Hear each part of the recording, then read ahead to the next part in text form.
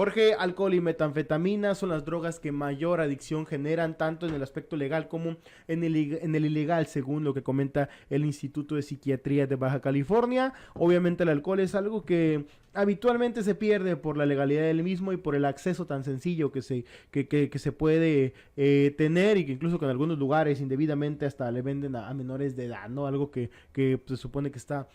No supone que está prohibido. Es una declaración que surge cuando se le cuestiona sobre el tema de los centros de rehabilitación, de qué es lo que hace o cómo se atiende por parte de psiquiatría.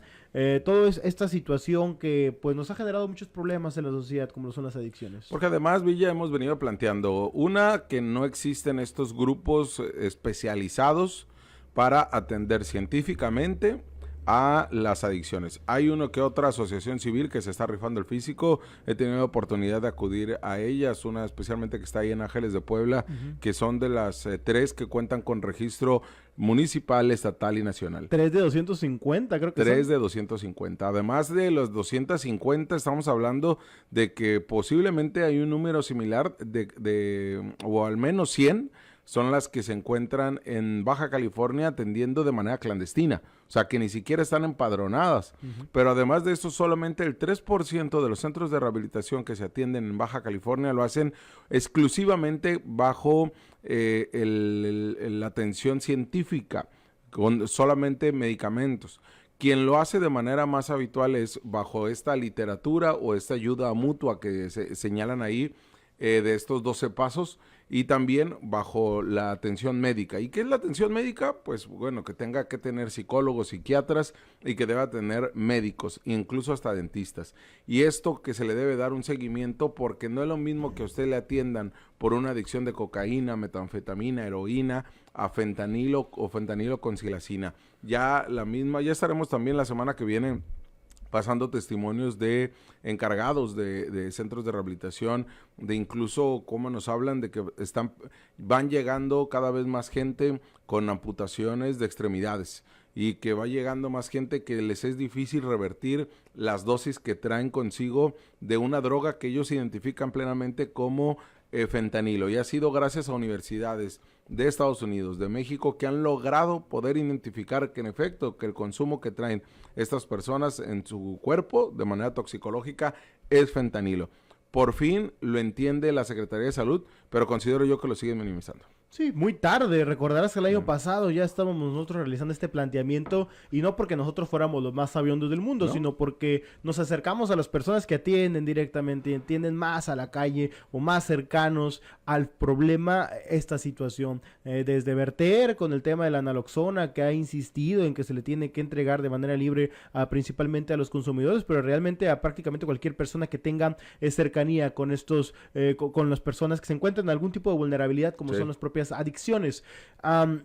Y no se ha hecho, ¿no? Y esto ha sido uno de los grandes quejas o inconformidades, cuando sabemos que tanto Cruz Roja como otros organismos, vaya que están teniendo trabajo por esta situación. Aún así, la Secretaría de Salud se encargaba de minimizarlo en comparación a la cantidad de atenciones en general. El secretario de Salud hablaba del 2% de los casos, o menos del 2% de los casos estaban relacionados con una sobredosis de fentanilo o de otro tipo de enervantes. Pero bueno, ya se visibiliza, ya se identifica, la propia Secretaría de Salud a través del Instituto de Psiquiatría lo refiere como algo que les enciende las alarmas o que les preocupa, pero no vemos tampoco un despliegue operativo. Sí, ¿no? Por eso es por lo que entramos en el tema de la minimización. No es porque en discurso no le den su justa dimensión, porque en discurso se lo dan, pero en la acción de todas las carencias que tenemos en el tema de salud es donde recae el problema. Escuchamos al doctor Salvador Rico, quien es el titular del Instituto de Psiquiatría, hablándonos sobre el particular. De hecho, nosotros nos acercamos a los centros de rehabilitación, trabajamos con los centros de rehabilitación, conocemos a los 250 centros de rehabilitación que hay registrados, y es bien importante que hay otros centros que ni siquiera están registrados. En cuanto nosotros nos enteramos, vamos junto con Geoprivis y los invitamos a que se regularicen, pues, ¿no? Y sí ha habido un aumento en el consumo del fentanilo. No es la droga de mayor impacto, la droga de mayor impacto sigue siendo el alcohol como droga legal, y la droga ilegal lo que es las metanfetaminas, el cristal, el ice como droga de impacto. Lo que pasa mucho es que mucha gente llega y quiere comprar cristal, el ice, y ya se lo están revolviendo con lo que es el fentanilo. Mencionó. Ese es el punto de partida, ¿no? Y además hablaba de estos 2 centros de rehabilitación que tuvieron que acercarse porque estaban trabajando en la clandestinidad, tan solo en este 2024.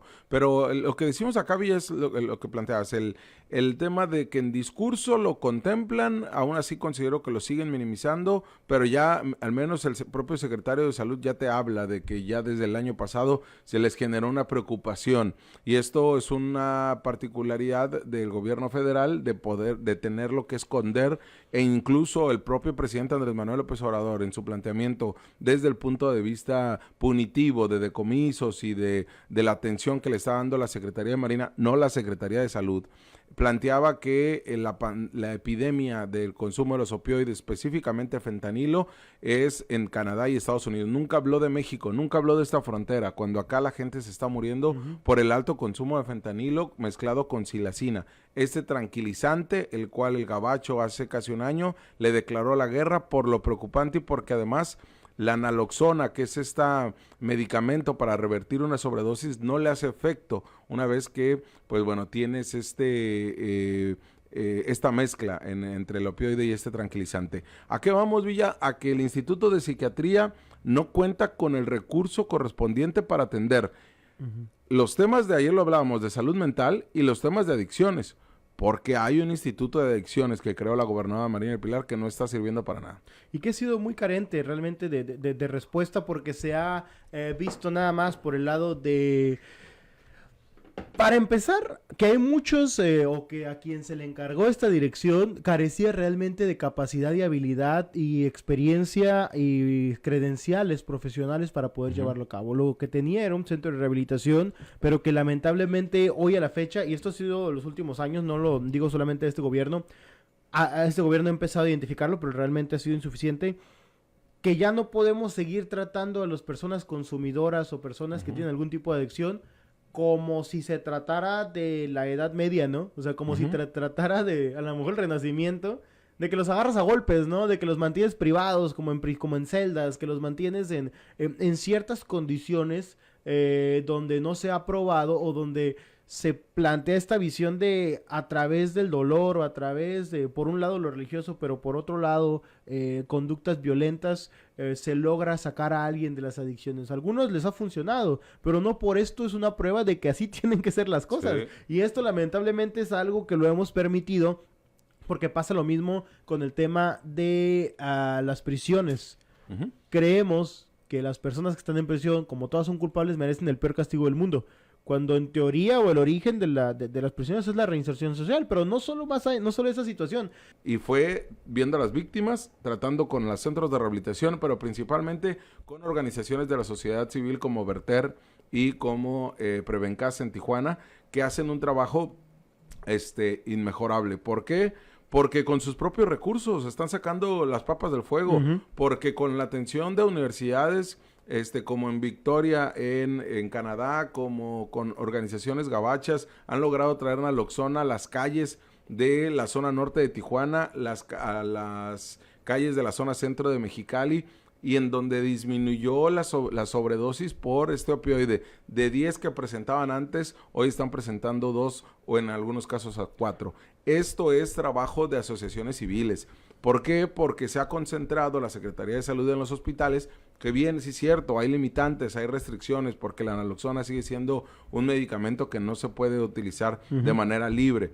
Y esto le depende de quién, de los legisladores federales que pudieran quitar estas restricciones para que la Secretaría de Salud, este medicamento que revive a muertos o revive a personas que estén en casos de sobredosis o que estén en la línea entre la vida y la muerte, pues no lo pueden atender porque a nuestros legisladores federales no les ha interesado ni siquiera modificar ese tema. Que por cierto, Lisset Noriega fue legisladora federal. Exactamente. Oye, estaba buscando una información que ya la encontré. me tomó ahí un poquito de tiempo, pero nomás quiero que identifiquen esta situación, esta gráfica, que es un informe desclasificado de la DEA al cual tuvimos ahí acceso, que es justamente las muertes relacionadas con opioides sintéticos y fentanilo desde el año 2004 a la fecha. Le acabo de enviar este documento, escuchen, es desde el año 2004 a la fecha. O sea, identifiquemos esa situación. ¿Desde hace cuándo estamos hablando ya de esto? Y la autoridad empezó a darse cuenta apenas el año pasado. Estábamos hablando que en Estados Unidos se tenían 1.660 muertos y 340 exclusivamente de las propias sobredosis. Y podemos ver en el último año, a partir de 2013, cómo repuntan las muertes relacionadas con este opioide. O sea, de una manera importante, creció de 2013 a 2014. Y esto es una realidad, pero desde ese entonces, Jorge, estamos hablando que desde el año 2014 empezaron a identificarlo. En 2015 llegó un punto álgido, continuó este incremento en los años subsecuentes. Y de repente nos dice la autoridad, es que no es un problema todavía. En 2023, en 2022, cuando el gobierno de Estados Unidos ya estaba emitiendo una alerta máxima por la cantidad de muertes relacionadas con fentanilo. Nada más quería mostrar ese documento para justamente detallar esa situación. Es que lo identifica muy bien Canadá y el Gabacho, Villa. Claro. El gobierno federal, el gobierno de México no, lo esconde. Y eso es lo preocupante, que escondas información, que además la minimices y que por un tema donde no sabes cómo atenderle, a pesar de que tienes especialistas en la Secretaría de Salud Federal, especialistas en el Instituto de Psiquiatría Federal, especialistas en la Secretaría de Salud de Baja California y en el Instituto de Psiquiatría local, aun cuando tienes estos especialistas, aun cuando tienes centros de rehabilitación especializados, no lo atienden. Eso realmente es lo que nos tendrá que llamar por lo que está ocurriendo en nuestras calles. Repito, si no fuera por Prevencasa, si no fuera por Verter, esto todavía se saldría de las manos. Y eso todavía es más lo preocupante y eso todavía es más lo que tendríamos que centrarnos en el análisis, en la investigación y en donde pues todo ha terminado, Villa, siendo parte de la misma situación. Así que no previnieron jamás. No lo previnieron y esto se va a salir todavía de control en los próximos años. Pero bueno. Te hablamos de frente. Entérate de lo que sucede en el epicentro informativo con nuestro análisis de capital importancia.